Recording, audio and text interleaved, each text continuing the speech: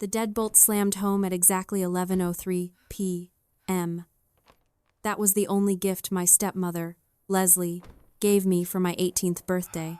Inside the warm foyer, my father, Scott, watched through the frosted glass, then turned his back. He didn't look sad. He looked relieved. I stood on the porch as the Minneapolis wind chill hit 30 below zero. I had a backpack, $152, and nowhere to go.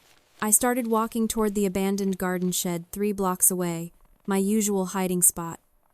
That's when a hand grabbed my wrist from the shadows. It was Miss Agatha, the homeless woman who lived on the corner. Her grip was iron tight. She didn't ask for money. She leaned in, eyes wide with terror, and whispered, "Do not sleep in that shed tonight, child. Get a hotel room. If you go back there, you won't wake up. Drop a comment and let me know where you're listening from and what time it is for you right now. I'd love to know who's part of our community." The wind didn't howl. It screamed. 30 degrees below zero isn't just cold. It's a physical assault. It strips the air from your lungs and turns your eyelashes into needles. I didn't run. Running implies panic, and panic burns energy I couldn't afford to waste. I walked, one foot in front of the other, boots crunching against the packed ice, heading toward the neon flicker of the Starlight Motel Miss Agatha had pointed out. I didn't look back at the house. There was no point. The warmth behind those windows wasn't mine anymore. It belonged to Leslie, my stepmother, and Tanner, the stepbrother who had smiled as the door clicked shut. The motel lobby smelled like stale smoke and desperation. The clerk didn't look up from his phone when I slid $40 across the counter. He didn't ask for ID. He didn't ask why an 18-year-old girl was checking in alone at midnight with nothing but a backpack. He just slid a key across the formica. It was a transaction. Pure and simple. Room 12 was freezing. I cranked the heater until it rattled and groaned, smelling of burning dust. I sat on the edge of the mattress, still in my coat, watching my breath plume in the air. This was the moment where I was supposed to break. This was the moment the tears were supposed to come, hot and fast, mourning the family I had just lost. But my eyes were dry. I stared at the peeling wallpaper and thought about my father. Scott, the man who had taught me to ride a bike, the man who used to sneak me extra dessert before Leslie moved in. For years, I had told myself he was a victim too, that he was just weak, bullied into submission by a wife who demanded absolute control. I had told myself that deep down, he was still on my side, just waiting for the right moment to stand up. Tonight, I realized that was a lie. He hadn't been bullied into silence. He had been conditioned into it. It's a trap, really the slow, insidious normalization of cruelty. It doesn't happen overnight. It starts with small concessions. Don't argue with her, Sydney. It just makes it worse. Just apologize. Sydney. Keep the peace. He had traded pieces of my dignity for his own comfort, day after day, year after year. By the time tonight happened, there was nothing left of him to fight back. He wasn't a hostage in that house. He was a volunteer. He watched his only daughter get evicted into a blizzard, and he calculated the cost of intervening. He decided the price Leslie's rage was too high. He didn't turn his back on me because he was ashamed. He turned his back because the transaction was complete. He had chosen his peace over my survival. I took a deep breath, the air finally warming up enough to not sting my throat. I unzipped my coat. I didn't hate him. Hate is a passionate emotion, and I didn't have the energy for passion. I felt clarity. The father I loved was gone, replaced by a man who was simply a liability. I checked the lock on the door one more time. I wedged a chair under the handle. I wasn't a daughter anymore. I was a problem they had tried to dispose of, and tomorrow, I was going to find out exactly why Miss Agatha had looked so terrified. I closed my eyes, not to sleep, but to wait. The sun wasn't even fully up when I met Agatha the next morning. The wind had died down, leaving the city frozen under a layer of diamond-hard ice. Agatha was waiting at a 24-hour diner, nursing a cup of black coffee she'd probably been making last for 3 hours. She didn't look like a crazy homeless lady. She looked sharp. Her eyes were clear, her posture straight despite the layers of worn coats. She slid a tablet across the table. The screen was cracked, but the video was clear enough. "I used to be a legal secretary. Sydney," she said. Her voice raspy but precise. 30 years. I know how people hide things, and I know how they get sloppy. She pressed play. It was night vision footage from a trail camera. Agatha had mounted it on a tree overlooking the abandoned garden shed my shed. The timestamp was 11:45 p.m. Last night, 45 minutes after I'd been kicked out, a figure walked into the frame. Tanner, my stepbrother. He wasn't looking for me. He was carrying a shovel. I watched, my stomach turning to lead, as he started piling snow against the shed door. He wasn't clearing a path. He was packing it. Thick, heavy, wet snow, layer after layer, banking it up against the only exit until it was a solid wall of ice. He worked methodically. He checked the windows already boarded up from the outside. Then he stopped. He looked at the shed, where he thought I was sleeping, and he laughed. It wasn't a nervous laugh. It was the sound of someone who had solved a problem. He pulled out his phone, typed a quick text, and walked away. The video ended. I stared at the black screen. If I had been in there. If I had fallen asleep. The temperature dropped to 30 below. With the door barricaded, the airflow would have been cut off. The cold would have seeped in. I wouldn't have woken up. That wasn't an eviction, Agatha said softly. That was a tomb. I looked up at her. The anger that had been a cold knot in my chest suddenly expanded, filling my lungs, my throat, my eyes. It wasn't sadness anymore. It was rage. Pure, crystalline rage. "Why?" I whispered. "Why would he do that?" I was already gone. "Because you turning 18 means the trust fund unlocks," Agatha said. "And if you're not there to sign for it." "Who gets it?" "My father." It hit me then. The eviction wasn't punishment. It was a setup. They needed me gone, but they couldn't just let me leave. If I left, I could come back. I could claim the money. They needed me erased. I looked at the tablet again. That wasn't just a prank. That was attempted murder. I didn't cry. My reaction wasn't fear. It was a cold, calcified realization. I reached out and took the tablet. The fear was gone, replaced by something much more dangerous. "We're going to the police," I said. "And then, I'm going to the bank." Agatha smiled, a thin, wolfish expression. "Good girl. Let's go bury them." Agatha drove her battered station wagon to the 4th precinct. It smelled like old upholstery and determination. I sat in the passenger seat, the tablet clutched in my lap like a weapon. The police station was exactly how you'd imagine it, fluorescent lights humming overhead, the smell of stale coffee and industrial cleaner hanging in the air. Detective Miller was a tired-looking man with salt and pepper hair and a permanent frown. He watched the video without blinking. When it finished, he leaned back in his chair, rubbing his jaw. "Attempted manslaughter," he muttered. "Reckless endangerment at the very least. We'll pick him up." I should have felt relieved. I should have felt safe. Instead, a knot of anxiety tightened in my stomach. "And my stepmother?" I asked. "Leslie?" Miller shook his head. "The video shows the boy. We can question him about her involvement, but right now, the warrant is for Tanner." They arrested Tanner an hour later. I thought that would be the end of it. I thought Leslie would realize she'd lost. But I underestimated the sheer desperation of a woman watching her future slip away. My burner phone buzzed 2 hours after the arrest. A text from an unknown number. "Come home and sign the papers, Sydney, or the cold won't be the only thing that hurts you." I bailed him out. "He's angry." The message was chilling in its simplicity. She had used the family funds, my trust funds, technically, to bail out the person who tried to kill me. She wasn't retreating. She was escalating. "Why is she doing this?" I asked Agatha, showing her the phone. "She knows the police are involved. She knows there's evidence." Agatha studied the text, her expression grim. "It's called an extinction burst, Sydney. In psychology, It's what happens when a behavior that used to be reinforced suddenly stops working. When a toddler screams louder because you stop giving them candy. When a manipulator realizes their control is gone. She looked at me, her eyes serious. Leslie has controlled your father, your life, and the money for years. Now, the deadline is 48 hours away.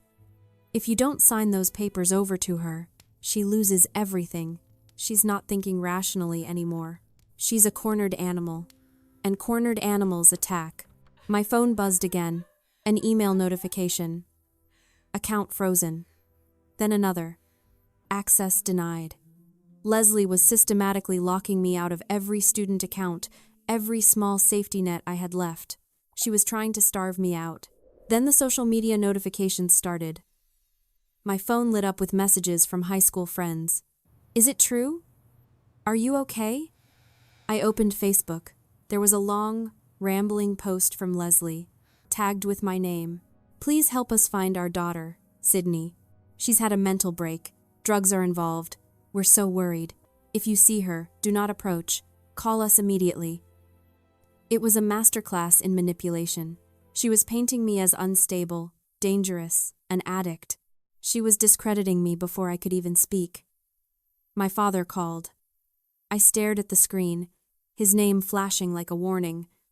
I let it go to voicemail. I listened to it later, his voice thick with what sounded like tears but felt like guilt. Sydney, please. You're tearing this family apart. Just come home. We can fix this. It's all a misunderstanding.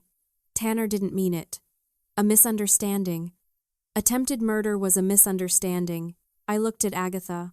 She's trying to bury me, I said. She's trying to make sure no one believes me. Agatha smiled, but there was no warmth in it. Let her try. She's fighting a war with rumors. We're going to fight with ink.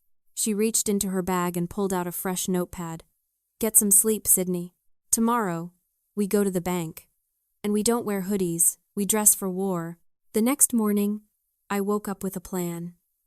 No more hiding. No more hoodies. I dug through my backpack and pulled out the only formal outfit I owned, a black blazer I'd bought for a school debate and a white blouse. It wasn't designer, but it was clean. It was sharp. It was armor. Agatha watched me dress, nodding approval. You look like trouble, she said. The good kind. We walked into the First National Bank downtown at 9 a.m. Sharp. The lobby was expansive, all marble columns and hushed tones. It smelled of money, old, quiet money. I marched up to the reception desk, Agatha trailing behind me like a bodyguard in a trench coat. I'm Sydney, I told the receptionist. I'm here to see the senior trustee for the grandfather's estate. The receptionist blinked, her eyes darting from my thrifted blazer to Agatha's worn boots. Do you have an appointment? I don't need one, I said, sliding my ID across the polished wood. I'm the beneficiary, and I'm here to sign. Before she could answer, the glass doors behind us slid open. Leslie strode in, flanked by my father and a man in a cheap suit who looked like a lawyer. Sydney! Leslie's voice cut through the quiet lobby. She looked immaculate as always, but her eyes were frantic. Thank God we found you. We've been so worried. She rushed toward me, arms open, playing the concerned mother perfectly. My father hung back, looking at the floor. Stop, I said. I didn't shout. I didn't step back. I just held up a hand. Leslie froze. Honey, please. Let's go home. You're not well. We can talk about the trust later. There's nothing to talk about, I said. I turned back to the receptionist. Call the trustee. Now. The lawyer stepped forward. Miss, I represent your parents. They have medical power of attorney. You're not in a state to make financial decisions. She's perfectly lucid, Agatha interjected, her voice sharp as a razor. And unless you have a court order declaring her incompetent, she has every right to be here. Now, step back before I call security and have you removed for harassment. The lawyer blinked, surprised by the homeless woman quoting legal procedure. The elevator doors pinged open. An older man in a gray suit stepped out. He He looked from me to Leslie, then at the ID on the desk. "Miss Sidney?" he asked. "That's me," I said. "I'm Mr. Henderson, the senior trustee. I've been expecting you." Leslie lunged forward. "You can't let her sign anything. She's unstable." Mr. Henderson stopped. He looked at Leslie with a cold, professional disdain. "Mrs. Leslie, the terms of the trust are explicit. The beneficiary turns 18, she signs. Unless you have a court order?" Leslie faltered. She didn't. She had nothing but bluffs and threats. "I didn't think so," Henderson said. He ushered Agatha and me into the elevator. As the doors closed, I saw Leslie's mask slip. The concern vanished, replaced by pure, naked panic. She knew. She knew it was over. In the office upstairs, Henderson laid out the documents. It was a mountain of paperwork. I signed page after page. My hand steady. Sidney. Sidney. Sidney. With every signature, I felt a weight lifting off my chest. I wasn't just claiming money. I was claiming my life. "There's one more thing," I said, capping the pen. "The subsidiary accounts. The ones my father and stepmother use for expenses." Henderson nodded. "The allowance cards?" "Yes." "Cancel them," I said. "Freeze everything. The house, the cars, the credit lines. All of it." Henderson typed a few commands into his computer. Done. As of this moment, they don't have access to a single penny of this estate. I leaned back in the leather chair. I was safe. I was free. Then Henderson cleared his throat. He pulled a thick, sealed envelope from a drawer. "There is a secondary matter," he said. "Your grandfather added a codicil to the trust a week before he died. A negligence liability clause." I frowned. "What does that mean?" "It means," Henderson said, sliding the envelope across the desk, "that he suspected something like this might happen. He stipulated that if you were ever found to be in a state of distress caused by your guardians, the trust would automatically fund a private investigation and prosecution against them." He opened the folder. Inside were bank records, Leslie's spending history, and a retainer agreement for a top-tier criminal prosecution firm. "By trying to hurt you," Henderson said. They triggered the clause. "The estate isn't just yours, Sidney. It's now the bankroll for their destruction." I stared at the papers. The irony was suffocating. They had tried to kill me for the money, and now, that same money was going to pay to put them in prison. "Do you want to initiate the proceedings?" Henderson asked. I looked at Agatha. She gave me a small nod. "Yes," I said. "Proceed." A week later, the temperature in Minneapolis finally broke freezing. I stood in the doorway of my new apartment, a small, warm studio with big windows. It wasn't luxury, but it was mine. There was a knock on the door. I didn't flinch. I checked the peephole. My father stood there. He looked 10 years older than he had a week ago. His coat was thin, his face gray with stubble. He was shivering. I opened the door, but I didn't step back. I blocked the entrance. "Sidney," he rasped, his voice cracking. "Please. Can I come in?" "It's cold." "I know," I said. "I remember." He looked past me, into the warmth of the apartment. "We lost the house," he said. "The trust foreclosed. Leslie. She's gone. She took what cash was left and ran before the indictment came down. Tanner is in juvie. I have nowhere to go." He looked at me with wet, pleading eyes. "I'm your father, Sidney. Family sticks together. I didn't know it would go this far. I thought you'd be okay." "You didn't think," I corrected him. "You calculated. You weighed your comfort against my life. And you chose comfort. Now the bill is due." He reached out a shaking hand. "Please. Just for tonight." I looked at his hand. The same hand that had turned the deadbolt on me a week ago. I reached into my pocket and pulled out a single key. It was old and rusted, the key to the garden shed. "Here," I said, dropping it into his palm. "It's 3 blocks away. If you hurry, You can probably clear the snow from the door before sunset. He stared at the key, his face crumbling. Sydney. You watched me freeze for 18 years, Dad, I said, my voice steady and cold. Now, you can watch yourself. I stepped back and closed the door. The sound of the lock clicking shut was the most satisfying sound I had ever heard. It was final. It was justice. Inside, the apartment was quiet. But it wasn't empty. Miss Agatha was sitting in the armchair by the window, reading a book, a cup of tea steaming on the side table. Chloe was in the kitchenette, stirring a pot of soup that smelled like rosemary and thyme. Was that him? Agatha asked without looking up. Yeah, I said. Is he gone? He's gone. I walked over to the window. Outside, the snow was melting in the sun. The world was thawing. I looked at Agatha, the woman who saved my life for nothing but kindness. I looked at Chloe, the friend who stood by me when I had nothing. I thought I lost my family, I said quietly. Agatha closed her book and smiled. You didn't lose a family, Sydney. You survived a hostage situation, and now, you're free. I sat down on the rug, the sunlight warming my face. For the first time in 18 years, I wasn't cold.